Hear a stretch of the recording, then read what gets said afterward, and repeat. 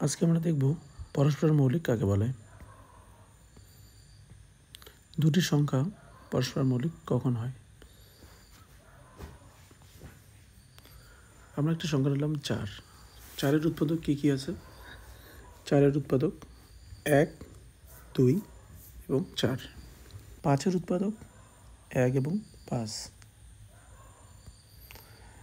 6-এর উৎপাদক 1 থাকবে, 2, 3 এবং 6। আমরা পরস্পর মৌলিক তাদেরকেই বলবো যাদের মধ্যে এই যে উৎপাদকগুলি আছে কমন শুধুমাত্র একই থাকবে, এক ছাড়া আর কোনো কমন থাকবে না। অর্থাৎ আমি যদি দুটো সংখ্যা নিই 4 এবং 5, তাহলে আমি কি দেখব? 4-এর উৎপাদক দেখব 1, 2 এবং 4। 5-এর উৎপাদক থাকবে 1 এবং 5। তাহলে এই উৎপাদকগুলোর মধ্যে কমন কি আছে? শুধুমাত্র 1, আর কিন্তু কোনো কমন নেই। তাহলে আমি বলবো 4 এবং 5 পরস্পর মৌলিক।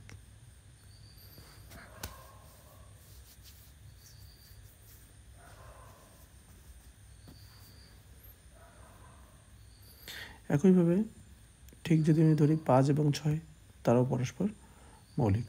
কারণ কি? কারণ এক্ষেত্রে 5-এর উৎপাদক 1 এবং 5 এবং 6-এর উৎপাদক 1, 2, 3 এবং 6। এখানে আমরা দেখতে পাচ্ছি শুধুমাত্র 1 হচ্ছে কমন, বাকি কিন্তু কোনো কমন নেই। তো আর উদাহরণ নিলে 7 এবং 9-এর উদাহরণ নেওয়া যেতে পারে। 7-এর উৎপাদক 1 এবং 7, 9-এর উৎপাদক 1, 3, 9। এখানে শুধুমাত্র কমন আছে 1। আমরা জানি 6 দিয়ে কোনো সংখ্যাকে ভাগ করতে হলে সেই সংখ্যাকে 2 এবং 3 দিয়ে ভাগ যেতে হয়।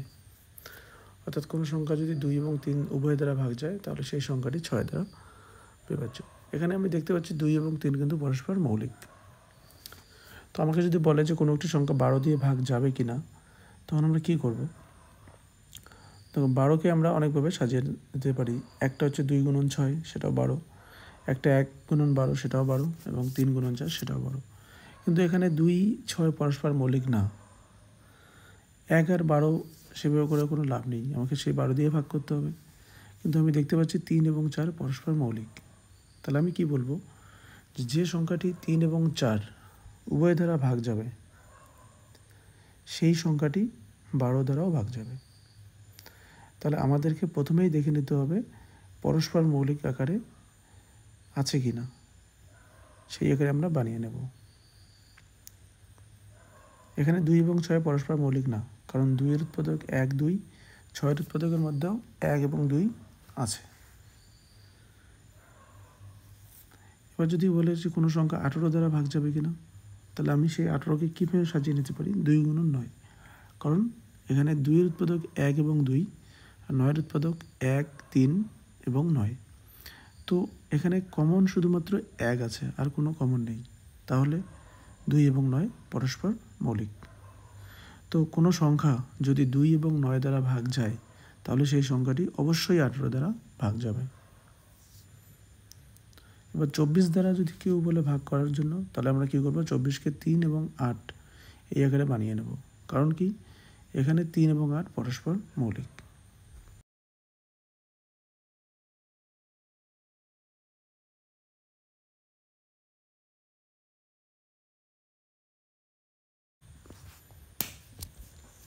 দুটি সংখ্যা পরস্পর মৌলিক হবে যদি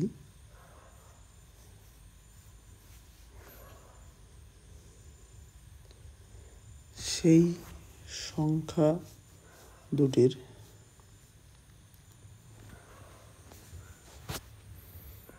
মধ্যে এক ছাড়া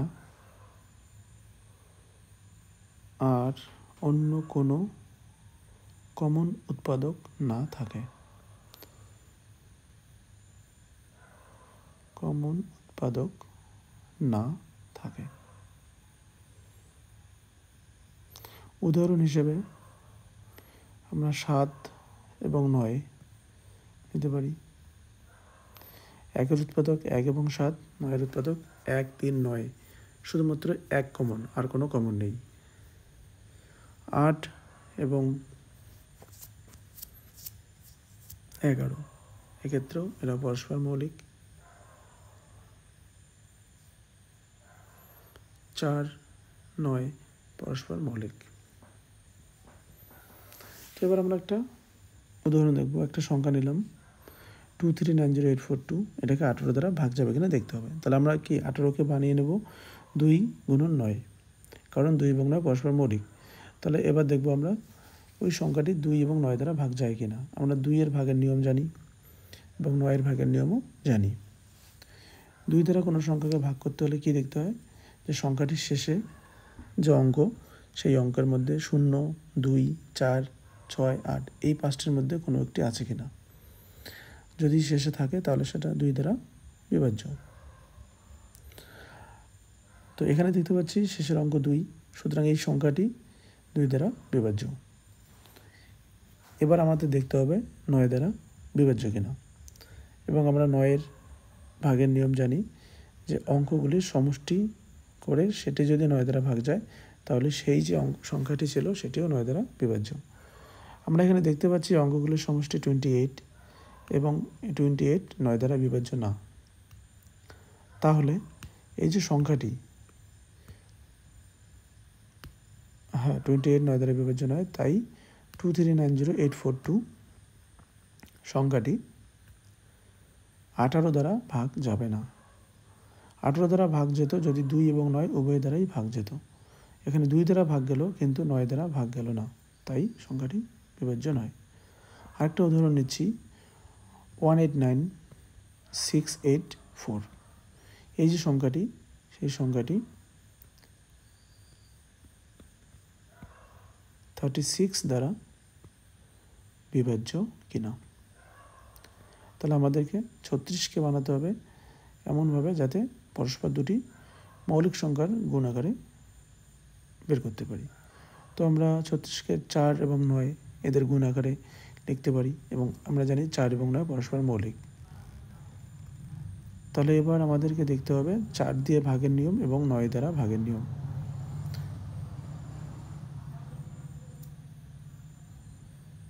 তো কোনো সংখ্যা 4 দ্বারা ভাগ কি কখন যাবে, যদি শেষের দুটি অঙ্ক 4 দ্বারা ভাগ যায়, এবং 9 দ্বারা ভাগ যাবে যদি অঙ্কগুলির যোগফল 9 দ্বারা ভাগ যায়।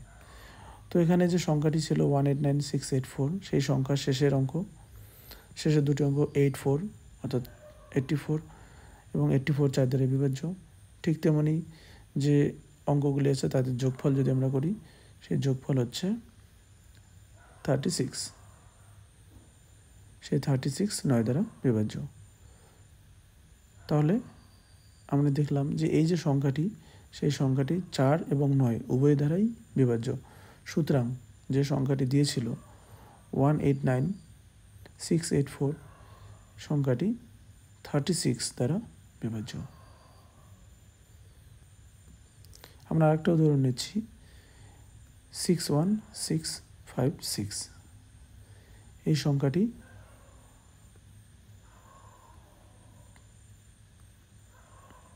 24 দ্বারা বিভাজ্য হবে কিনা, 24 দ্বারা ভাগ যাবে কি না। তাহলে আমাকে আবার 24কে কী করতে হবে, দুটি পরস্পর মৌলিক সংখ্যার গুণ আকারে প্রকাশ করতে হবে। আমরা জানি 24কে পরস্পর মৌলিক হিসেবে আমাদের 3 এবং 8 পরস্পর মৌলিক। আমরা 4 এবং 6 করব না, কারণ 4 এবং 6 পরস্পর মৌলিক না। 12 2 করব না, কারণ 12 এবং 2 পরস্পর মৌলিক নয়। তো এখানে দেখতে পারলাম 3 এবং 3 দ্বারা ভাগ করতে হবে এবং 8 দ্বারা ভাগ করতে হবে। তো 3 দ্বারা ভাগের নিয়ম আমাদের ছিল যে সংখ্যার যে অঙ্কগুলির যোগফল বের করতে হবে এবং যোগফলকে 3 দ্বারা ভাগ করতে হবে। যদি ভাগ যায় তাহলে সংখ্যাটি 3 দ্বারা বিভাজ্য। এবং 8 দ্বারা ভাগের নিয়ম ছিল যে সংখ্যাটির শেষের 3টি অঙ্ক যদি 8 দ্বারা ভাগ যায় তাহলে পুরো সংখ্যাটি 8 দ্বারা বিভাজ্য। এখানে আমরা দেখতে পাচ্ছি 61656, আমরা যদি 3 দিয়ে ভাগ করার জন্য কাটি, 6 6 6 কাটা যাবে, 5 এবং 1 যোগ করলে 6 হয়, তো সেটাও কাটা গেল। সুতরাং সংখ্যাটি 3 দ্বারা বিভাজ্য। একইভাবে শেষের তিনটি অঙ্ক 656 এটি 8 দ্বারা বিভাজ্য। আমরা যদি ভাগ করি তাহলে আমরা দেখতে পারবো 82 আসবে ভাগফল। তো 8 দিয়ে ভাগ করলে প্রথমে 8 বার দিলাম, 64, 16, 8 দুগুণ 16। সুতরাং যেহেতু সংখ্যাটি 3 এবং 8 উভয় দ্বারাই বিভাজ্য, তাই সংখ্যাটি 24 দ্বারাও বিভাজ্য।